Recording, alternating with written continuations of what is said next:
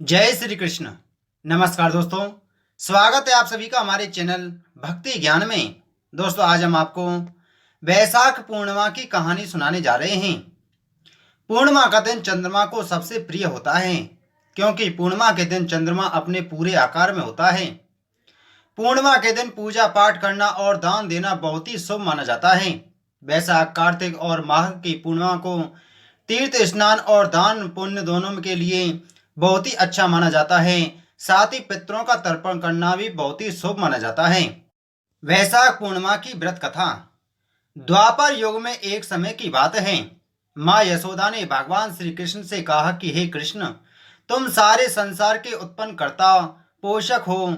आज तुम मुझे ऐसे व्रत कहो जिससे स्त्रियों को मृत्यु लोक में विधवा होने का भय नहीं रहे, तथा यह व्रत सभी मनुष्यों की मनोकामनाएं पूर्ण करने वाला हो।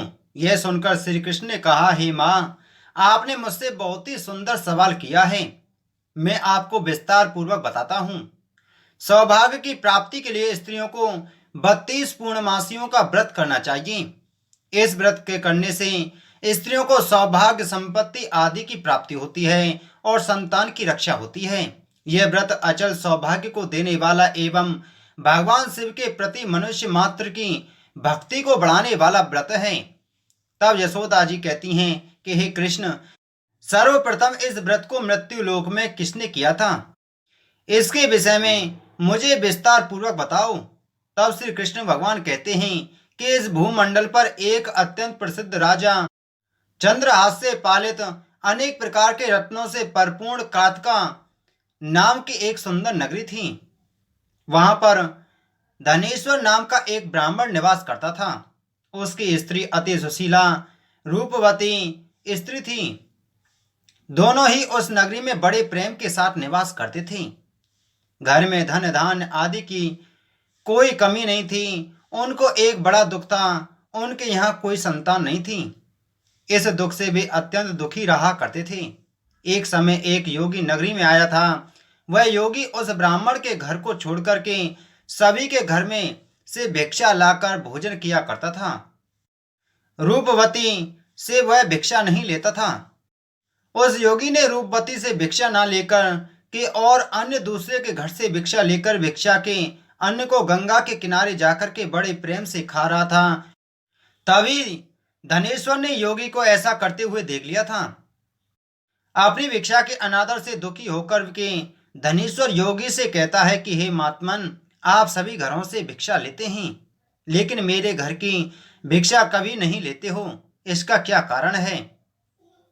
तब योगी ने कहा कि मैं निसंतान के घर की भीख पतितों के अन्न के समान हो जाती है, और जो पतितों का अन्न खाता है वह भी पतित यानी पापी हो जाता है। क्योंकि तुम निसंतान हो, तुम्हारे यहाँ कोई संतान नहीं है, अतः पतित हो जाने के भय से तुम्हारे घर की भिक्षा नहीं लेता हूँ। धनेश्वर यह बात सुनकर के अपने मन में बड़ा दुखी हुआ और हाथ जोड़कर के योगी के पैरों में गिर पड़ा तथा आतुर भाव से कहने लगा कि हे महाराज, ऐसा है तो आप मुझे कोई संतान प्राप्ति का उपाय बतलाइए। आप सब कुछ जानने वाले हैं, आप मुझ पर अवश्य कृपा करें। धन की मेरे यहाँ कोई कमी नहीं है, लेकिन पुत्र यानी संतान न होने के कारण बहुत दुखी हो गया हूँ। मेरे इस दुख का हरण कीजिए, आप सामर्थ्यवान हैं। तब योगी जी यह सुनकर कहने लगे कि हे ब्राह्मण, तुम चंडी देवी की आराधना करो। तब ब्राह्मण घर आकर अपनी पत्नी को पूरी वृतांत कहकर स्वयं वन में चला गया। वहां पर उसने चंडी की उपासना की और उपवास भी किया। चंडी ने 16वें दिन उसको स्वप्न में दर्शन दिया और कहा कि हे धनेश्वर, जा तेरे यहाँ पुत्र होगा, लेकिन उसकी 16 वर्ष की आयु में ही मृत्यु हो जाएगी। यदि तुम दोनों स्त्री पुरुष 32 पूर्णमासियों का व्रत श्रद्धा पूर्वक और विधि पूर्वक करोगे तो वह दीर्घ आयु हो जाएगा। जितनी तुम्हारी सामर्थ्य हो उतने आटे के दिए बनाकर शिव जी का पूजन करना, लेकिन पूर्णमासी को 32 हो जाना चाहिए। और प्रातःकाल इस स्थान के समीप एक आम का वृक्ष दिखाई देगा। तुम उस पर चढ़कर फल तोड़कर शीघ्र अपने घर चले जाना और अपनी स्त्री को सारा वृतांत बताना, और ऋतु स्नान करने के बाद वह स्वच्छ होकर के और शंकर जी का ध्यान करके फल को खा लेगी। तब भगवान शंकर की कृपा से गर्भ ठहर जाएगा। जब ब्राह्मण प्रातःकाल उठा तो उसने उस स्थान के पास एक आम का वृक्ष देखा जिस पर बहुत सुंदर आम का फल लगा हुआ था। उस ब्राह्मण ने आम के पेड़ पर चढ़कर फल को तोड़ने का प्रयत्न किया और असफल रहा। तब वह भगवान गणेश जी की वंदना करने लगा। इस प्रकार भगवान गणेश जी की कृपा से धनेश्वर ने आम का फल तोड़ लिया और अपनी स्त्री को लाकर दे दिया। धनेश्वर की स्त्री कहे अनुसार फल को खा लिया और वह गर्भवती हो गई। देवी की असीम कृपा से एक पुत्र की प्राप्ति हुई। उन्होंने उनका नाम देवीदास रखा। बालक अपने पिता के घर में बड़ा होने लगा। भवानी की कृपा से वह बालक पढ़ने में बहुत ही होशियार था। दुर्गा जी की आज्ञा अनुसार उसकी माता ने 32 पूर्णमासी के व्रत रखना शुरू कर दिया था जिससे बालक दीर्घ आयु वाला हो जाए। 16वां साल लगते ही देवीदास के पिता को बहुत ही चिंता हो गई थी, कहीं उनके पुत्र की मृत्यु इस साल नहीं हो जाए। इसलिए उन्होंने अपने मन में विचार किया कि यह दुर्घटना उनके सामने हो गई तो वे कैसे सहन कर पाएंगे। तो उन्होंने देवीदास के मामा को बुलवाया और उन्होंने कहा कि देवीदास 1 वर्ष के लिए काशी में जाकर विद्या का अध्ययन करें और उसको अकेला भी नहीं छोड़ना चाहिए, इसलिए साथ में तुम चले जाओ और 1 वर्ष के बाद इसको वापस लौटा के ले आना। तब सारा प्रबंध करके उनके माता पिता ने देवीदास को एक घोड़े पर सवार करके उसके मामा के साथ भेज दिया, किंतु ये बात उसके मामा या और किसी को नहीं पता थी। धनेश्वर ने अपनी पत्नी के साथ माता भगवती के सामने मंगल कामना एवं दीर्घ आयु के लिए भगवती की आराधना पूर्णमासियों का व्रत करना आरंभ कर दिया। इस प्रकार उन्होंने 32 पूर्णमासियों का व्रत पूरा किया। एक दिन मामा और भांजा रात्रि बिताने के लिए एक गांव में ठहरे थे। वहां पर एक ब्राह्मण की सुंदर लड़की का विवाह होने वाला था। जहां बारात रुकी हुई थी वहां पर ही देवीदास और उसके मामा ठहरे हुए थे। इसके बाद लड़की ने देवीदास से विवाह को अपना पति मान लेती है और उससे ही विवाह करने के लिए कहती है। लेकिन देवीदास भी अपनी आयु के बारे में बताता है। लेकिन इस लड़की ने कहा कि जो गति आपकी होगी वही मेरी होगी। हे स्वामी, आप उठिए और भोजन कर लीजिए। इसके बाद देवीदास और उसकी पत्नी दोनों ने भोजन किया।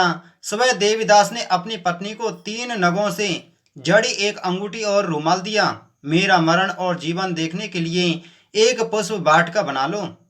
जब मेरा प्राण अंत होगा तो ये फूल सूख जाएंगे, ये फिर हरे भरे होगा जाएं तो जान लेना कि मैं जीवित हूँ। भगवान कृष्ण कहते हैं कि हे माता, देवी दास विद्या अध्ययन के लिए काशी चला गया। कुछ समय बीत जाने के बाद सर्प देवीदास के पास आता है और देवीदास के डसने का प्रयत्न करता है, लेकिन व्रतराज के प्रभाव से देवीदास को काट नहीं पाया क्योंकि उसकी माता ने पहले ही 32 पूर्णमासी के व्रत पूरे कर चुकी थी। इसके बाद काल स्वयं वहां आया और उसके शरीर से उसके प्राणों को निकालने का प्रयत्न करने लगा, जिससे वह मूर्छित होकर पृथ्वी पर गिर पड़ा। भगवान की कृपा से माता पार्वती के साथ शंकर जी वहां पर गए। माता पार्वती ने शंकर जी से कहा कि इसकी माता ने पहले 32 पूर्णमासी का व्रत किया है तो आप उसे प्राण दान दें। इस प्रकार शिव जी उसको प्राण दान देते हैं और काल को पीछे हटना पड़ता है। देवीदास स्वस्थ होकर पुनः बैठ गया। इधर उसकी स्त्री उसके काल की प्रतीक्षा करती है। जब उसने देखा कि पुष्प वाटिका में पुष्प और पत्ते नहीं रहे तो उसको अत्यंत आश्चर्य हुआ, लेकिन जब वाटिका हरी भरी हो गई तो वह जान गई कि उसके पति को कुछ नहीं हुआ है। यह देख करके वह बहुत प्रसन्न मन से अपने पिता से कहने लगी कि पिताजी, मेरे पति जीवित हैं, आप उनको खोजो। 16वां साल बीत जाने पर देवीदास अपने मामा के साथ काशी से वापस चल दिया।